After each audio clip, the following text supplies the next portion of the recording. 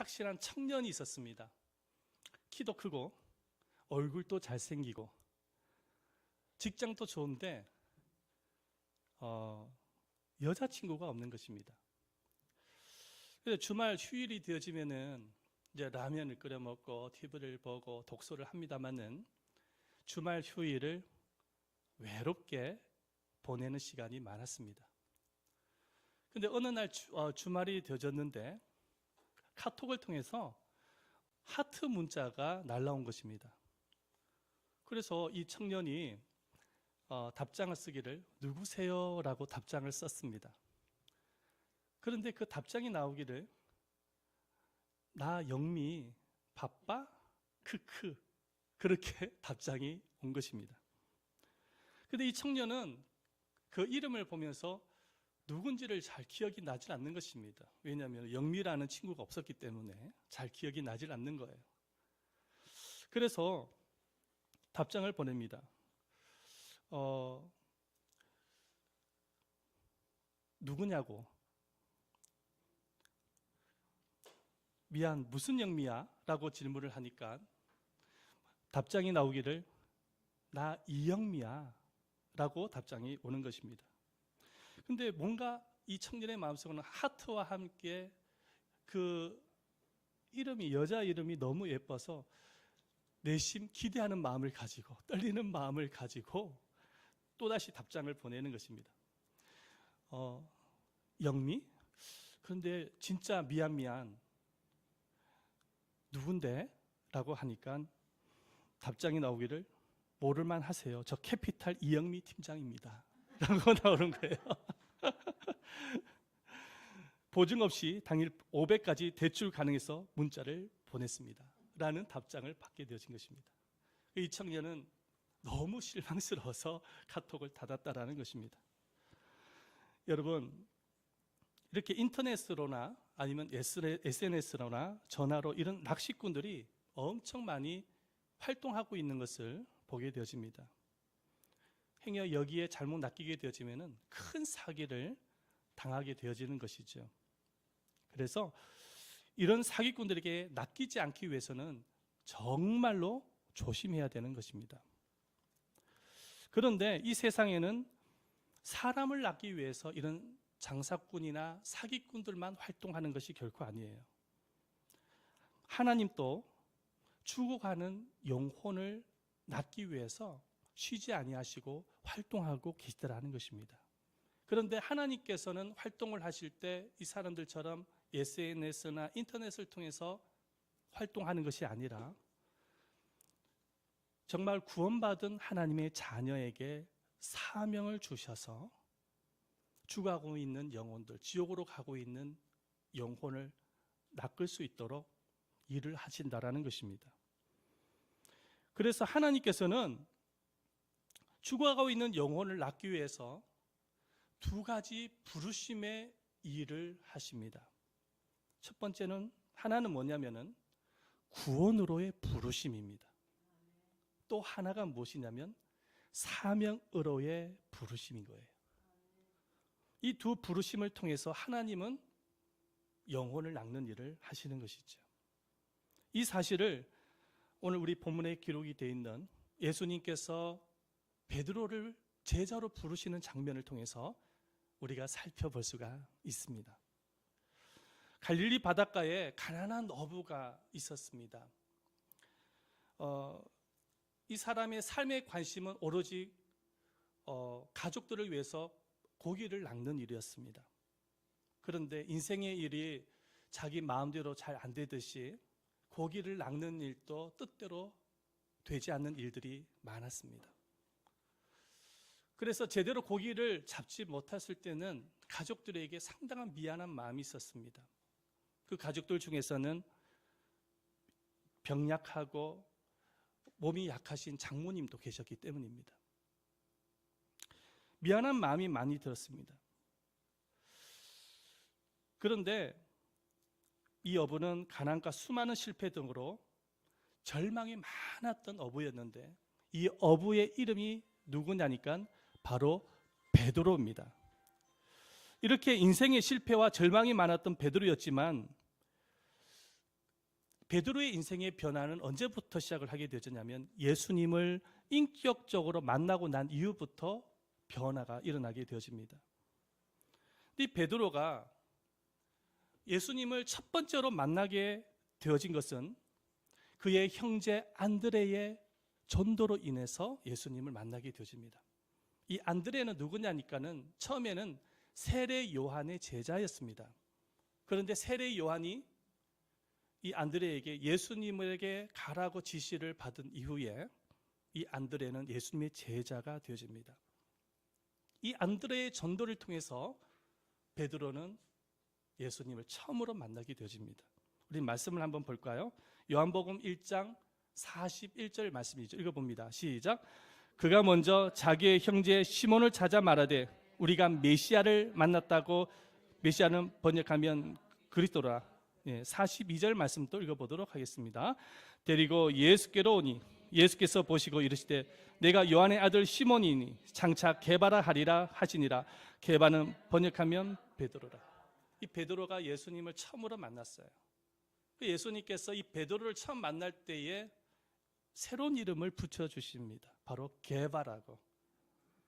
아람어로 게바고 헬라어로 페트로스라는 단어인데 바로 베드로라는 의미입니다. 뜻은 반석이라는 의미인 것이죠. 이 베드로는 실패를 많이 했던 인물이었습니다. 그래서 실패의식, 패배의식이 많았던 인물이었는데 예수님께서 앞으로 베드로의 인생은 실패의 인생이 아니라 반석 같은 인물이 되어질 것이라는 새로운 비전을 심어주신 것입니다.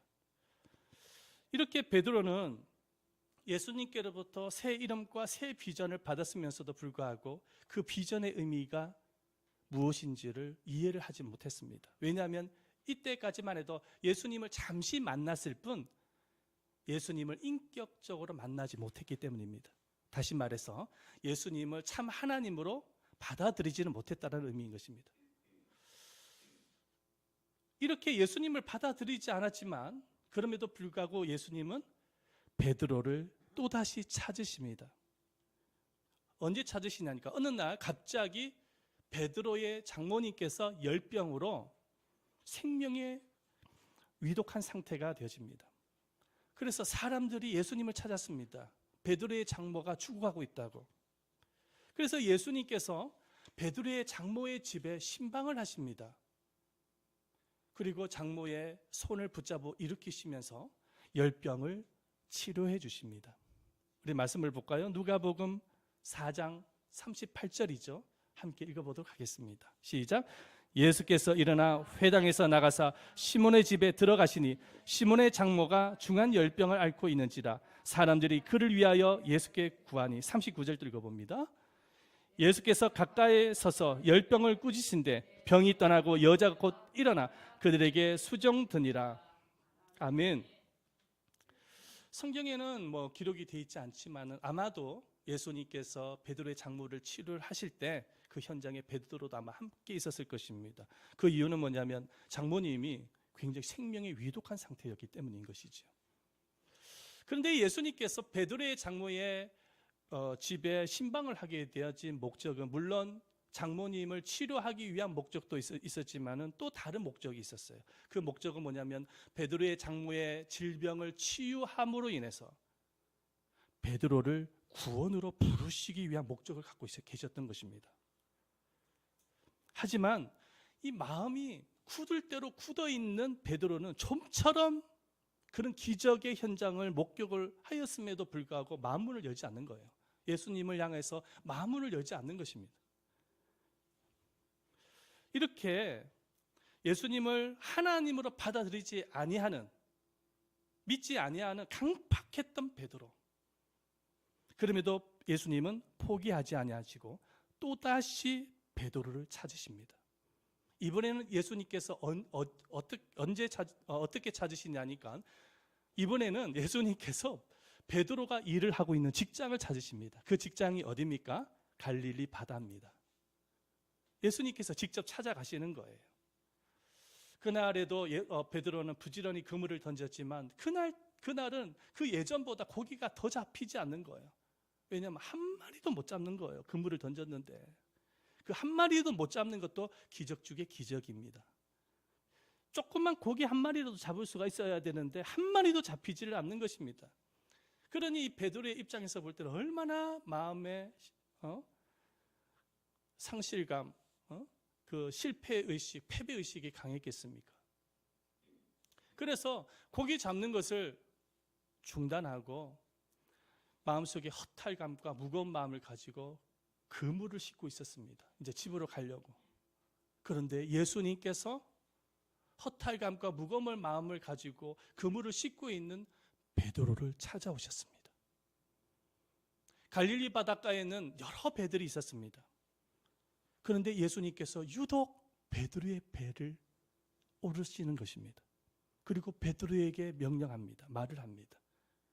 시몬아, 이 배를 육지에서 조금 떼었으면 좋겠구나. 조금 떼기를 청하시는 거예요. 그런데 항상 여러분들 아시겠지만 예수님께서 가시는 곳에는 수많은 무리들이 따라다녔습니다. 왜냐하면 예수님의 말씀에는 권세가 있었기 때문에, 예수님의 행하시는 일에는 수많은 표적이 일어났었기 때문에 수많은 무리들이 따라다녔던 것이죠. 조금 거리를 떼시고 예수님께서는 베드로의 배를 강대상 삼아서 무리들은 해변에 앉아 있는 거예요. 그리고 예수님께서 말씀을 전하시는 거예요. 그런데 예수님의 말씀에는 권세가 있고 능력이 있는 것입니다. 말씀을 듣던 수많은 무리들이 자신의 죄를 깨닫게 되어지고 회개의 눈물을 흘리기 시작하는 거예요. 그 자리에 예수를 믿는 사람들이 여러 사람이 등장을 합니다. 자, 그런데 말이죠, 그 수많은 무리들 중에서 가장 큰 은혜를 받았던 인물이 누구냐니까 베드로였습니다. 베드로가 가장 큰 은혜를 받았어요. 이 베드로가 예수님께서는 지금까지 3차례 베드로를 만났습니다. 첫 번째는 안드레의 전도를 통해서 예수님을 만났고, 두 번째는 베드로의 장모의 질병을 치료하실 때 만났습니다. 그때까지만 해도 베드로는 예수님을 향해서 마문을 열지 않았어요. 그런데 갈릴리 바닷가에서 예수님의 말씀을 듣는 가운데에 서서히 마음의 문이 열리기 시작하는 거예요.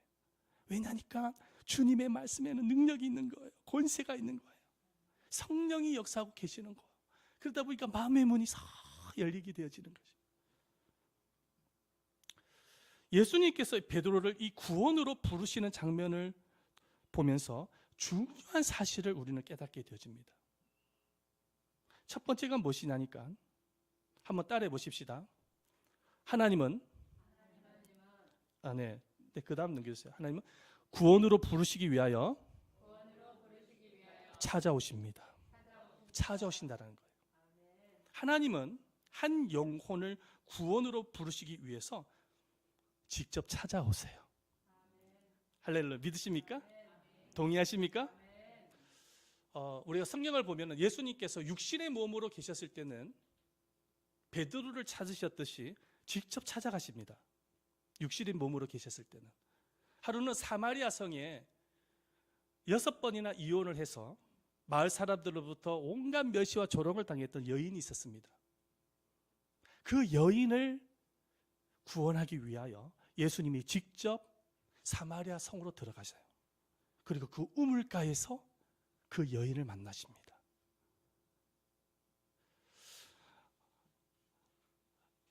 세리장으로 큰 부자였지만은 이 민족의 혈세를 이렇게 많이 걷어들여 가지고 자기의 부를 축적했던 수많은 세리들이 있었기 때문에 세리장으로 큰 부자였지만은 유대 민족으로부터 민족의 혈세를 빨아먹는 매구노라고 하면서 죄인 취급을 받았던 인물이 있었습니다. 그리고 그 사람은 키가 너무나도 작아서 외모 컴플렉스를 갖고 있었던 사람이에요. 그 사람의 이름은 삭개오입니다. 그런데 예수님께서 이 삭개오를 구원하기 위해서 삭개오가 살고 있는 여리고 성으로 들어가세요. 그리고 한 뽕나무를 향해서 걸어가십니다. 알고 보니까 삭개오가 예수님을 보기 위해서 뽕나무 위로 올라가 있었던 상태였던 거예요. 예수님께서 그 한 영혼을 구원하기 위하여 찾아가신 것입니다. 여러분, 예수님께서 육신의 몸으로 계셨을 때는 직접 찾아가셨어요. 그런데 예수님께서 부활하시고 난 이후에는 성령으로 찾아가시는 것을 보게 되십니다. 그 대표적으로 한 사람을 꼽으라고 한다면 사도 바울을 꼽을 수가 있는 거예요. 사도 바울이라는 인물은 누구냐면은 교회를 핍박했던 사람이에요. 예수 믿는 사람을 감옥에 넣었던 사람입니다. 아주 나쁜 사람이었던 것이죠. 그런데 이 사도 바울이 다메섹이라는 지역에 교회가 있다라는 소식을 접하고 난 후에 군사를 이끌고 핍박하기 위해서 가는 것입니다. 그런데 하늘에서 강한 빛이 비치더니 부활하신 예수님의 음성이 들립니다. 사울아 사울아 어찌하여 내가 나를 핍박하느냐. 교회를 핍박하는 것은 곧 주님을 핍박하는 거나 마찬가지였던 것입니다. 예수님의 음성을 듣고 난 이후에 이 사도 바울이 깜짝 놀라게 되어진 것이죠. 그리고 그 현장에서 사도 바울은 예수님을 인격적으로 만나게 되어집니다. 성령님이, 부활하신 예수님께서 성령으로 바울에게 찾아오신 거예요. 성령으로 찾아오셔서 바울이 만나게 되어졌을 때 변화가 일어나죠. 자신의 죄를 고백하게 되어지고 구원의 기쁨을 누리게 되어지고, 그리고 하나님으로부터 사명을 받아서 평생 사명을 위해서 살아가게 되어지는 인생이 되어진 것입니다. 이렇게 하나님은요, 한 생명을 구원하기 위해서 찾아오시는 분이신 거예요. 오늘날에도 마찬가지인 것입니다. 주님은 한 생명을 구원하기 위해서 성령으로 오시는 것입니다. 여러분들이 자신의 믿음을 곰곰이 한번 생각해 보시기를 바랍니다. 여러분들이 예수님을 믿게 되어진 것은 성령님께서 복음으로, 말씀으로 찾아오셨기 때문에 가능했던 것입니다. 물론 예수를 믿게 되어진 동기는 다 다를 수 있습니다. 어떤 사람은 누군가의 전도를 통해서 예수를 믿은 사람이 있고, 어떤 사람은 병치유나 이런 체험 신앙을 갖고 있는 사람을 통해서 예수를 믿게 되어진 사람이 있고, 어떤 사람은 결혼 조건으로 교회를 다니다가 예수를 믿은 사람이 있고, 어떤 분은 누군가가 전도도 하지도 않았는데 이상하게 교회를 나가고 싶은 마음에 끌림이 있어서 교회를 나가게 되어졌는데 예수를 믿게 되어진 분도 계십니다. 지난주에 우리 교회 한 성도님께서 그런 고백을 하시더라고요. 저는요, 누군가가 전도를 하지도 않았는데 그냥 마음에 끌려서 교회를 나갔다고 라고 고백을 했습니다. 그리고 예수를 믿게 되어졌다라고 간증을 하셨습니다. 이렇게 사람들마다 예수를 믿게 되어진 동기는 다 달라요. 하지만 어떤 상황이든지 간에 성령님께서 그 상황을 만드신 거예요. 그리고 성령님께서 이 복음의 말씀으로 우리에게 찾아오셔서 우리의 마음의 문을 열어주시고 구원의 은혜를 주신 것입니다. 영국에 한 목사님이 계셨습니다. 여성도님에게 질문을 했어요. 성도님, 어떻게 예수님을 만났습니까? 그렇게 질문을 하니까 그 성도가 하는 말이 그렇게 대답을 합니다. 목사님, 이 찢어진 종이를 한번 보시기를 바랍니다. 이 종이는 바로 스펄전 목사님의 설교가 담겨져 있는 종이입니다. 제가 한 번은 잡지를 보다가 스펄전 목사님의 설교가 담겨져 있길래 제가 그 장면만 찢어왔습니다. 저는 이 스펄전 목사님의 설교를 보고 예수님을 영접을 하게 되어졌습니다 라고 고백을 했습니다. 여러분, 성령님께서 역사를 하시면은 설교가 실린 찢어진 종이 그 한 장으로 여러분 구원의 은혜를 나타낼 수가 있는 것입니다. 이렇게 하나님은 한 사람을 구원하기 위해서 찾아오십니다. 여러분들이 예수를 믿게 되어진 것은 여러분들의 의지대로 믿게 되어졌기보다는 앞서서 성령님께서 여러분들을 구원하기 위하여 찾아오셨다는 사실을 믿으시기를 바랍니다. 여러분들이 이 자리에 교회에 나와서 예배를 드리는 것은 기적 중에 기적입니다. 이 시간에도 수많은 사람들이 세상에 빠져서 살아가고 있지만은 여러분들이 하나님의 말씀을 듣고자 이 자리에 참석하게 되어진 것은 주님이 찾아오셨기 때문임을 믿으시기를 바랍니다. 주님이 찾아오시지 아니하신다고 한다면 우리는 구원을 받을 수가 없습니다. 주님 앞에 나올 수가 없어요. 주님이 부르시지 아니하시면 우리는 구원을 길이 없는 것입니다. 베드로를 찾아가셨던 주님은 여러분들을 찾아가신 거예요. 두 번째로 구원을 위하여 주님은 한번 따라 보십시다. 둘째, 시작. 구원으로 부르시기 위하여 도와주십니다. 첫째는 구원을 위하여 주님은 찾아오셨고, 두 번째로는 도와주시는 것입니다. 자, 베드로가 안고 있었던 가장 큰 문제가 무엇입니까? 물고기를 제대로 잡지 못해서 생계 걱정을 하고 있었다는 것입니다.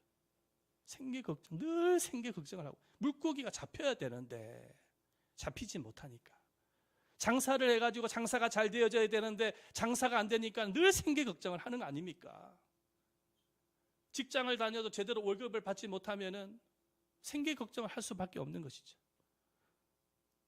오늘 이 코로나 시기에 제대로 장사가 안 되면 생계 걱정할 수밖에 없는 것입니다. 베드로도 마찬가지예요. 베드로의 가장 큰 문제점은 뭐냐면 생계 걱정이었어요. 생계 걱정. 근데 이 사실을 누가 잘 알고 계시냐니까 예수님이 너무나도 잘 알고 계셨던 거예요. 그래서 예수님께서 베드로를 향해서 뭐라고 말씀하십니까? 우리 4절 말씀을 함께 읽어보도록 하겠습니다. 시작. 말씀을 마치시고 시몬에게 이르시되 깊은 데로 가서 그물을 내려 고기를 잡으라. 깊은 데로 가서 고기를 잡으라는 것입니다. 베드로는 예수님의 말씀을 듣기 이전에는 누구에게도 마음의 말을 듣지 아니하는 고집이 그렇게 강한 사람이었어요. 누구의 말도 듣지 않는 고집이 강한 사람.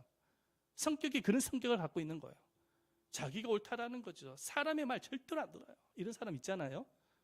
그런데 이 베드로가 예수님의 말씀을 듣고 난 이후부터는 마음문이 열리기 시작하는 거예요. 왜냐하면 성령님께서 베드로의 마음속에 믿음을 심어주고 계셨기 때문입니다. 예수님이 말씀을 다 마치시고 난 이후에 그 수많은 사람들 중에서 베드로에게 명령을 내리는 거예요. 베드로야, 저 깊은 데로 가서 그물 한번 던져봐라. 웬만하면 말 안 들어요. 베드로가 어떤 인간인데. 그런데 예수님의 말씀을 듣고 순종합니다. 말씀에 의지하여 그물을 던지죠. 자, 우리 5절 말씀 읽어봅니다. 시작. 시몬이 대답하여 이르되 선생님, 우리들이 밤이 새도록 수고하였으되 잡은 것이 없지만은 말씀에 의지하여 내가 그물을 내리리이다 하고, 말씀에 의지하여서 그물을 내리는 거예요.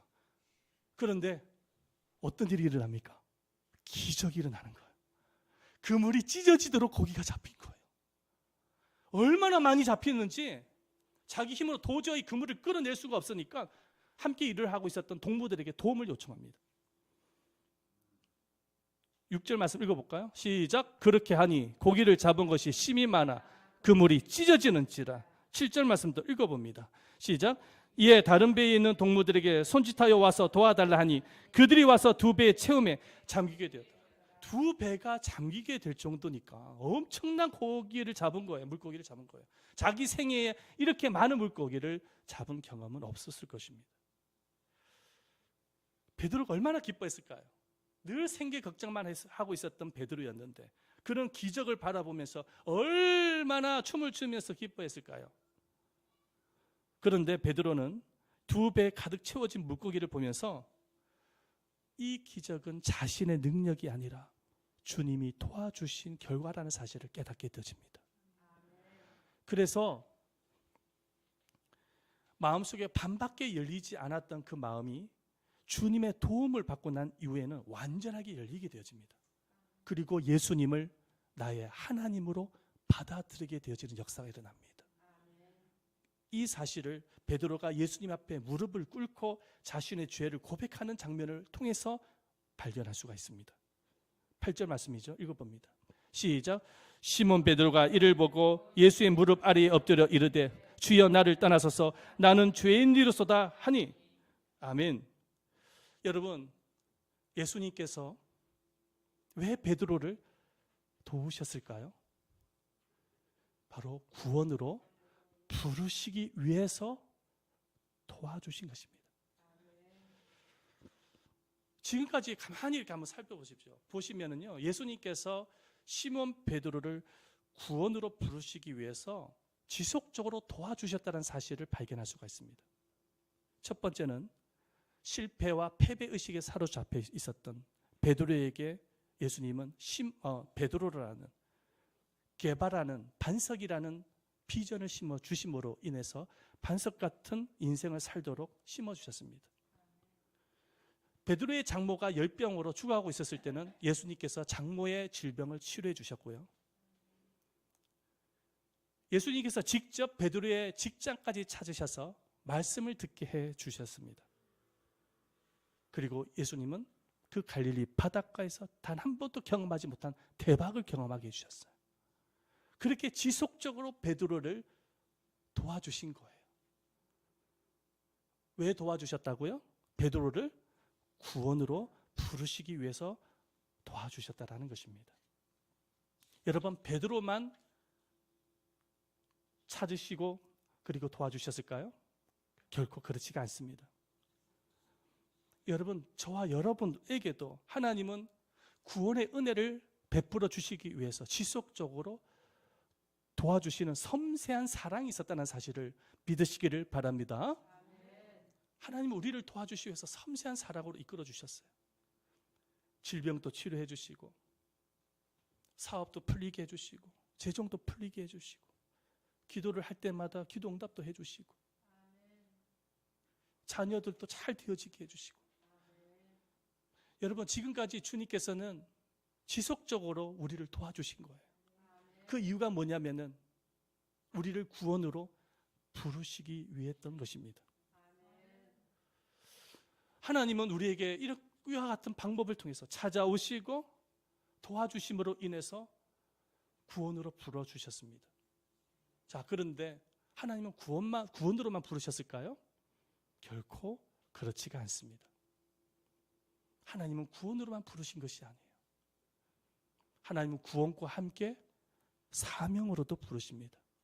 자, 베드로를 한번 보시길 바랍니다. 예수님께서 베드로를 구원으로 부르십니다. 그러나 그것으로 끝나지 않아요. 베드로에게 새 사명을 주시는 것을 보게 되어집니다. 우리 10절 말씀 함께 읽어보도록 하겠습니다. 10절입니다. 시작. 예수께서 시몬에게 이르시되 무서워하지 말라. 이제 후로는 내가 사람을 취하리라 하시니, 사람을 취한다라는 것입니다. 이 취한다라는 말은 헬라어로 조그레오라는 단어를 쓰는데, 보여주세요. 산채로 잡다라는 의미를 갖고 있습니다. 다시 말해서 앞으로 베드로의 인생은 고기만 잡는 인생이 아니라 죽어가고 있는 사람, 영혼을 낚는 하나님의 큰 일을 감당하는 그런 사명자가 되어질 것이라고 말씀하신 것입니다. 그래서 베드로는 주님의 사명을 위해서 복음을 전하고 교회를 세우다가 나중에 순교의 제물이 되어집니다. 하나님은 이렇게 베드로처럼 바울처럼 특별한 사람만 부르신 것이 아니라 예수를 믿고 구원받은 모든 구원받은 자녀들에게 동일하게 사명으로 불러주셨다는 사실을 여러분들 믿으시기를 바랍니다. 스위스 철학자 칼 히티는 이런 말을 남겼습니다. 인간의 생애 최고의 날은 자기의 사명을 자각하는 날이다 라고 고백을 했습니다. 선교사 리빙스턴은 사명을 가진 사람은 그것을 실현할 때까지는 결코 죽지 않는다. 사명에 대해서 말씀하셨습니다. 하나님께서 저와 여러분들에게 믿음을 주시고 재능을 주시고 시간을 주시고 건강을 주시고 재물을 주신 이유가 뭐냐면 사명을 위해서인 것입니다. 구원으로만 만족해서는 안 돼요. 그래서 하나님의 사명을 기억을 하고 사명을 감당할 수 있는 우리가 되어져야 하는 것입니다. 직장은 은퇴가 있지 않습니까? 정년이 되어지면은 퇴직을 하게 되어집니다. 그러나 여러분, 하나님의 나라에는 은퇴란 없습니다. 모세의 나이가 80세 때에 하나님으로부터 사명을 받아서 사명을 감당하는 것을 기억하시기를 바랍니다. 어떤 분은 저한테 그런 이야기를 합니다. 아유, 목사님, 저는요 나이도 많고 몸이 약해서 사명을 감당할 수 없어요. 젊은 사람들이나 하는 것이지 저같이 나이 많고 이런 사람이 어떻게 주의를 합니까? 뭐 이렇게 고백을 하는 사람이 있어요. 근데 잘못된 생각인 거예요. 그건 잘못된 생각입니다. 하나님의 나라에는 은퇴란 없는 것입니다. 몸이 불편해서 많이 못한 것 같지만 결코 그렇지가 않아요. 여러분들이 예배를 잘 참석해 주는 것만 해도 사명을 감당하는 거예요. 정말 물질로 하나님을 잘 섬기는 것도 하나 사명을 감당하는 것이요.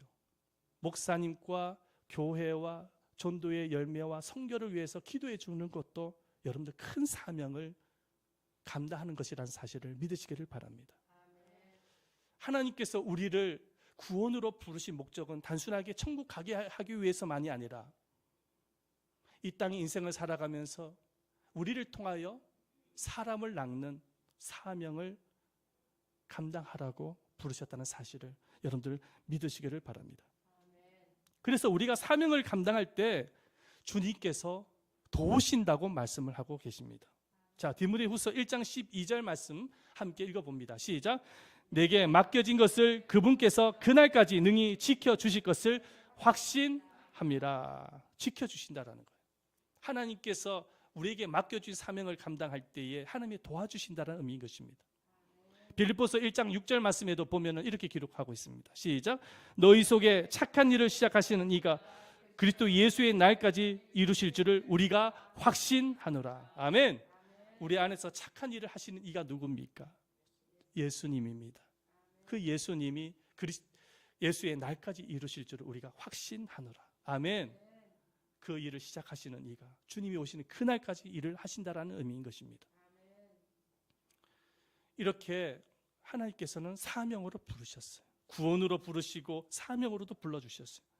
그런데 우리 인생에 마지막에 남아있는 하나님의 부르심이 있습니다. 또 하나가 있어요. 이 부르심은 구원으로 부르심을 받았고 사명으로 부르심을 입은 성도들만이 가질 수 있는 부르심입니다. 바로 천국으로의 부르심입니다. 아멘.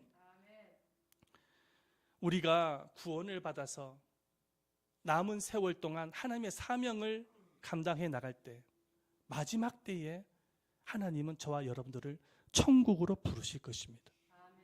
천국으로 부르셔서 하나님은 이 세상에서 사명을 위해서, 교회를 위해서, 주님을 위해서 흘렸던 눈물을 닦아주실 거예요. 그리고 생명의 면류관과 의의 면류관을 씌워주시고 하늘의 상급의 은혜를 허락하실 것입니다.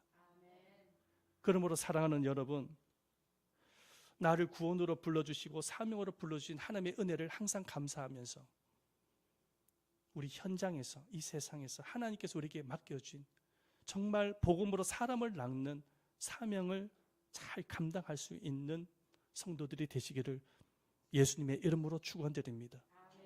그럴 때 하나님께서 여러분들의 삶에 놀라운 삶의 은혜와 열매와 축복의 은혜로 함께 하실 것입니다. 이 시간에 여러분, 하나님께서 우리를 불러주신 그 은혜 얼마나 감사합니까? 우리를 구원으로 불러주시고 사명으로 불러주신 그 하나님의 은혜 얼마나 감사합니까? 그리고 훗날 마지막 때에 또 천국으로 불러주신 그 주님의 그 부르심에 얼마나 감사합니까? 여러분, 그 주님께 우리 한번 영광의 박수를 한번 돌리십시다. 여러분들은 구원을 받은 성도들입니다. 그리고 하나님께로부터 사명으로 부름을 받은 성도들이고 훗날 영원한 천국에서 상급을 받을 성도임을 믿습니다. 여러분, 하나님의 부르심을 기억을 하며 생각을 하면서 이 시간에 우리 한번 하나님 앞에 간절한 마음으로 기도하는 시간을 가지겠습니다. 기도하실 때에 가장 먼저 하나님 앞에 감사하십시다. 하나님, 저 같은 사람을 구원으로 불러주시고 사명으로 불러주신 은혜 감사합니다. 감사 기도를 하기를 원합니다. 두 번째 기도 제목은 남은 세월 동안 내가 언젠가 주님의 부름을 받을 텐데 하나님의 사명을 잘 감당하여 주님을 기쁘시게 할 수 있는 자녀가 되게 해달라고 기도했으면 좋겠습니다. 우리 한번 이 시간에 하나님의 부르심을 생각을 하면서 말씀을 생각을 하면서 이 시간에 함께 기도하는 시간을 가지겠습니다. 함께 기도하도록 하겠습니다. 살아계시고 자비로우신 아버지 하나님 앞에 감사드립니다. 주님께서 오늘 주신 말씀과 같이 아버지, 저 같은 사람을 주님께서 불러주셔서 감사드립니다. 주님께서 구원으로 불러주셨습니다. 나를 구원하기 위하여 직접 찾아오시고 나의 삶에 여러 도움을 통하여서 아버지 하나님 마음의 문을 열게 하시고 구원의 은혜를 베풀어 주신 주님께 감사드립니다. 그리고 아버지 구원받은 우리들에게